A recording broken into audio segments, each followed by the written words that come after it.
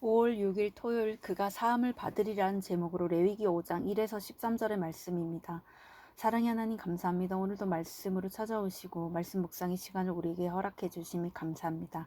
이 시간을 통하여서 하나님의 말씀이 들리고 복음이 들리기 원합니다. 말씀대로 믿고 살고 누리는 인생이 되게 하시고 이 시간에도 우리와 함께하여 주시옵소서. 감사드리고 예수님의 거룩하신 이름으로 기도드립니다. 아멘. 본문의 말씀입니다. 만일 누구든지 저주하는 소리를 듣고서도 증인이 되어 그가 본 것이나 알고 있는 것을 알리지 아니하면 그는 자기의 죄를 져야 할 것이요 그 허물이 그에게로 돌아갈 것이며 만일 누구든지 부정한 것들 곧 부정한 들짐승의 사체나 부정한 가축의 사체나 부정한 곤충의 사체를 만졌으면 부지중이라고 할지라도 그 몸이 더러워져서 허물이 있을 것이요 만일 부주 중에 어떤 사람의 부정에 닿았는데 그 사람의 부정이 어떠한 부정이든지 그것을 깨달았을 때에는 허물이 있을 것이요. 만일 누구든지 입술로 맹세하여 악한 일이든지 선한 일이든지 하리라고 함부로 말하면 그 사람이 함부로 말하여 맹세한 것이 무엇이든지 그가 깨닫지 못하다가 그것을 깨닫게 되었을 때에는 그 중 하나에 그에게 허물이 있을 것이니 이 중 하나에 허물이 있을 때에는 아무 일에 잘못하였노라 자복하고 그 잘못으로 말미암아 여호와께 속죄제를 드리되 양떼의 암컷 어린 양이나 염소를 끌어다가 속죄제를 드릴 것이요 제사장은 그의 허물을 위하여 속죄할지니라. 만일 그의 힘이 어린 양을 바치는 데에 미치지 못하면 그가 지은 죄를 속죄하기 위하여 산비둘기 2마리나 집비둘기 새끼 2마리를 여호와께로 가져가되 하나는 속죄 제물을 삼고 하나는 번제물을 삼아 제사장에게로 가져갈 것이요 제사장은 그 속죄 제물을 먼저 드리되 그 머리를 목에서 비틀어 끊고 몸은 아주 쪼개지 말며 그 속죄 제물의 피를 제단 곁에 뿌리고 그 남은 비는 제단 밑에 흘릴지니 이는 속죄제요 그 다음 것은 규례대로 번제를 드릴지니 제사장이 그의 잘못을 위하여 속죄한즉 그가 사함을 받으리라. 만일 그의 손이 산비둘기 2마리나 집비둘기 2마리에도 미치지 못하면 그의 범죄로 말미암아 고운 가루 10분의 1 에바를 예물로 가져다가 속죄 제물로 드리되 이는 속죄인즉 그 위에 기름을 붓지 말며 유향을 넣지 말고 그것을 제사장에게로 가져갈 것이요 제사장은 그것을 기념물로 한 움큼을 가져다가 제단 위 여호와의 화제물 위에서 불사를 지니 이는 속죄제라. 제사장이 그가 이 중에서 하나를 범하여 얻은 허물을 위하여 속죄한즉 그가 사함을 받으리라. 그 나머지는 소제물 같이 제사장에게 돌릴지니라. 아멘. 도움말입니다. 속죄하다는 값을 치르고 죄책을 없애다는 의미이고 에바는 곡물, 밀가루, 보리, 볶은 곡식 등이나 고체의 양을 측정하는 단위로 1에바는 약 22리터입니다. 본문 요약입니다. 누구든지 증인이면서도 증언하지 않은 경우, 부정한 것과 접촉한 경우, 경솔히 맹세한 경우에 하나님께 자복하고 암컷 어린 양이나 염소로 속죄제를 드려야 합니다. 어린 양을 바치는데 힘이 미치지 못하는 자는 비둘기 2마리 또는 고운 가루 10분의 1 에바를 제물로 드려서 속죄를 받을 수 있습니다.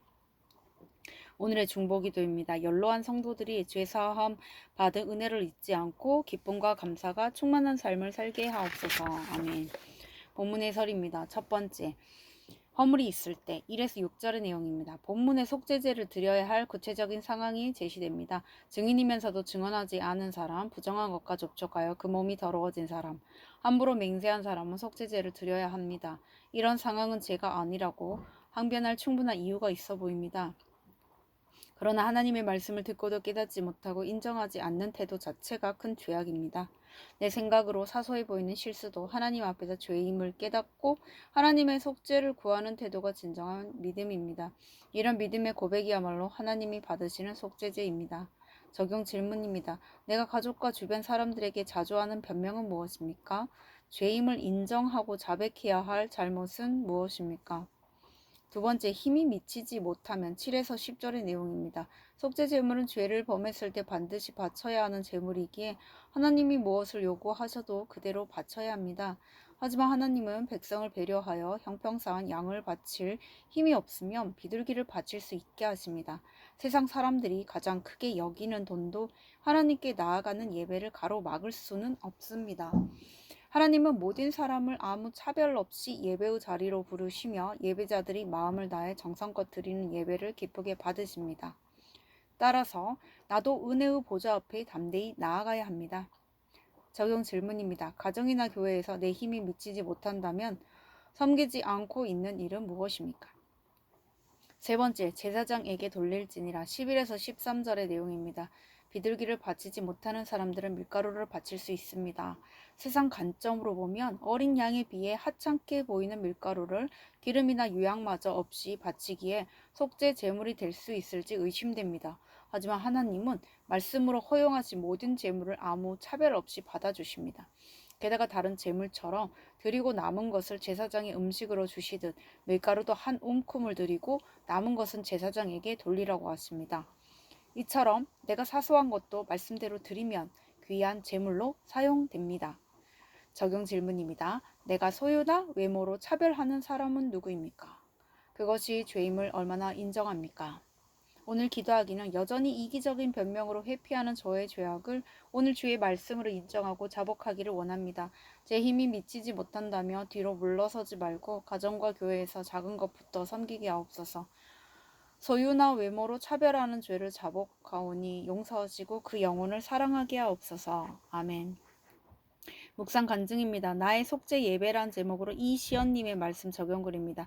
몇 년 전 저는 10년 넘게 운영해 오던 파스타 가게를 정리했습니다. 그리고 한동안 쉬면서 이제 나이도 들었으니 더 이상 힘든 일을 하고 싶지 않는 마음이 들었습니다. 그러던 중 저는 부동산 투자로 큰돈을 번 친구를 만났습니다. 그리고 그 친구와 함께 지방에 있는 한 오피스텔 모델하우스를 보러 갔다가 마음이 빼앗겨 덜컥 계약금을 걸었습니다. 그 친구 이야기를 듣고 나니 오피스텔 투자가 노후 대책의 정답인 것만 같았기 때문입니다.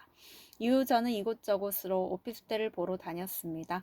그러다 서울에서 조금 떨어진 지역에서 산과 강으로 둘러싸인 좀 더 넓은 평수를 보고는 노후에 여기서 자연과 더불어 여유롭게 살아보리라 맹세하며 자금이 없음에도 두 채나 더 계약했습니다.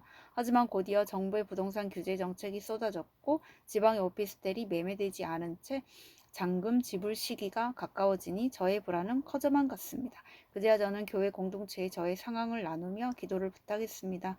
그리고 제 신앙의 민낯을 보며 자복했지만 속죄 예배를 드리려면 실제적인 적용이 따라야 함을 깨달았습니다.